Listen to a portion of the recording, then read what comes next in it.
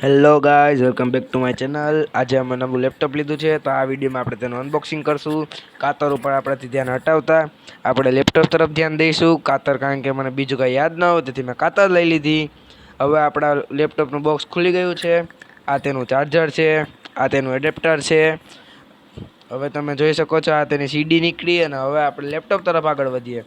તો લેપટોપ આપણે મસ્ત પેકિંગ આવ્યું છે। આપણે તેને ખોલીને જોઈએ હવે કેવું છે લેપટોપ। અંદરથી ખોલવાની સાથે તેમાં કાંઈ વાંધો નથી દેખાતો। આ તેની કીઝ અને તમે જોઈ શકો છો મસ્ત લેપટોપ